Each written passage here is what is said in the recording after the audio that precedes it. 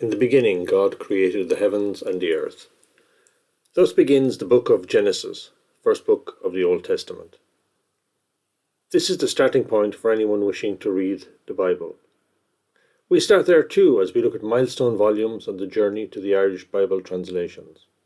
Volumes we see are held in the Cotton Library collection, with the exception of the O'Domhnall New Testament, which has been generously loaned to us by Mr. Julian Walton for this exhibition.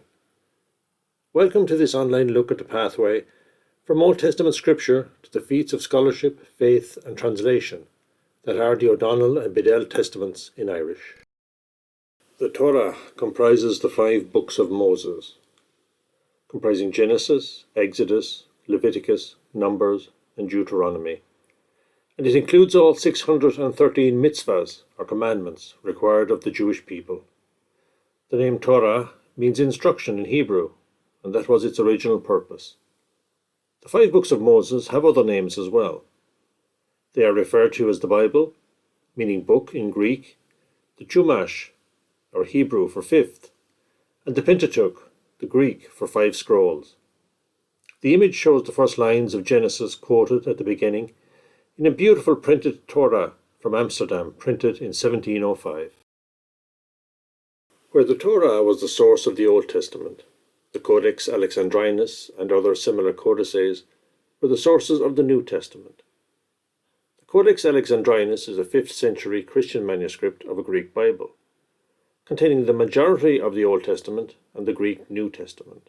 The original was written between 400 and 440 AD on very fine vellum and is housed in the British Library. While this is a facsimile dated London 1812, the fact that it is 209 years old makes it quite an interesting book in itself. The image shows a detail of the Psalter written in Greek. This 13th century manuscript is a nice example of the Paris Vulgate tradition. In about 1250, theologians at the University of Paris compiled an authoritative, corrected version of the St. Jerome Latin Bible, which drew together both the Hebrew Old Testament and the Greek New Testament. It was handwritten in Gothic script, with hand-decorated initials on fine vellum, and innovatively, it was published in a single volume. Prior to this, Bibles had appeared in multiple volumes, and with the books in no canonical sequence. These were intended for individual rather than institutional use. The Scriptoria produced single-volume manuscripts of the New Paris Vulgate. This is the oldest complete volume in the library. It is a Latin Bible based on the primary translation of St. Jerome from the 5th century and produced for the Roman Catholic Church. Various editors and correctors produced revised texts of the Vulgate over the years. Earlier, we saw one such handwritten version produced in Paris in the 13th century. The earliest printed Vulgate Bibles were all based on this Paris edition.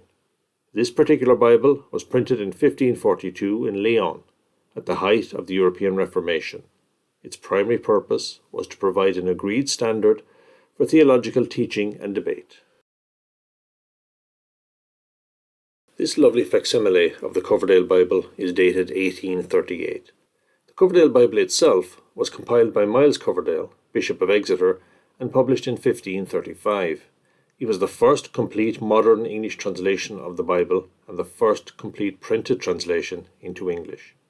Coverdale based his New Testament on Tyndale's translation. For the rest, he translated the remaining books of the Old Testament and the Apocrypha himself. Coverdale wasn't a linguist, and so he worked primarily from German Bibles, both Martin Luther's Bible and the Swiss-German version of Zwingli, plus some Latin sources including the Vulgate. During the reign of Queen Mary of England, a number of Protestant scholars and churchmen fled from England to Geneva, Switzerland, which at that time was ruled as a republic.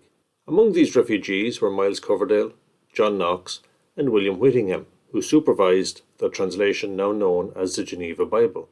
The first full edition of this Bible, with a further revised New Testament, appeared in 1560, but it was not printed in England as a complete Bible until 1576. It was innovative.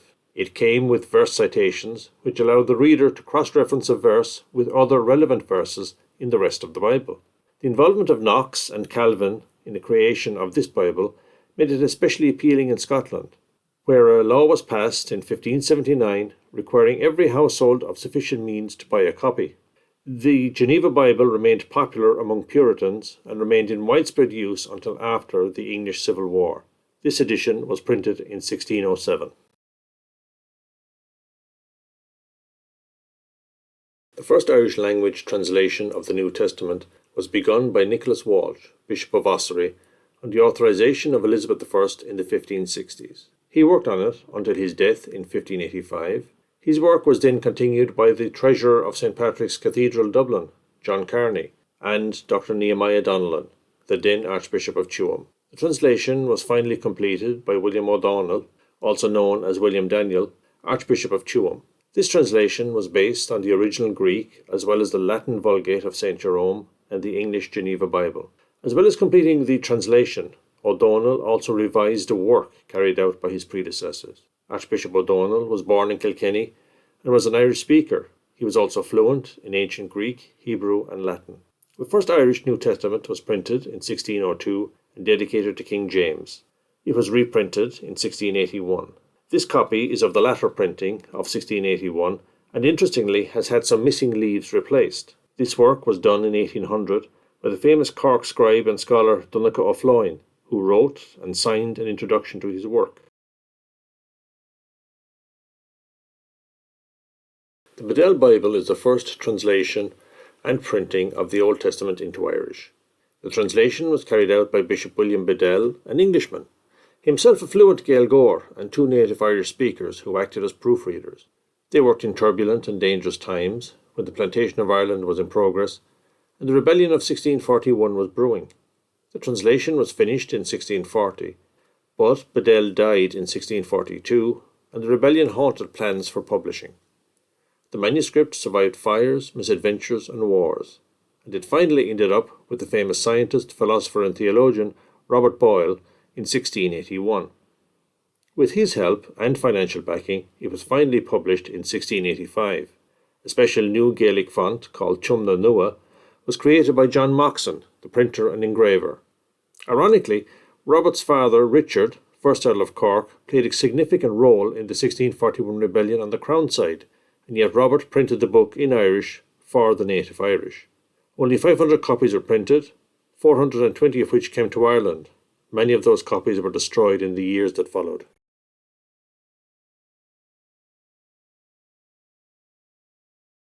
The translations by O'Domhnall and Bedell were the only complete Irish language versions of the Bible for nearly 300 years.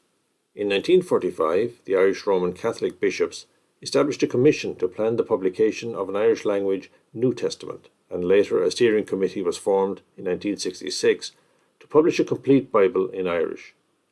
Bible books had been published individually in various forms by An Sagart, a Catholic publisher established at St. Patrick's College, Maynooth. Pádraig Ó Fionnuachta and Coslet Ó Cuain were among the translators employed on these editions. A complete version, revised from the originals and edited by Ó Fionnuachta, was published as An Bíobla Naofa in 1981.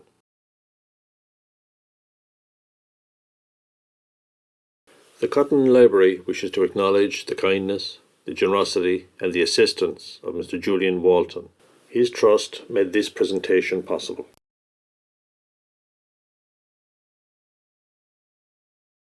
Thank you for viewing this presentation.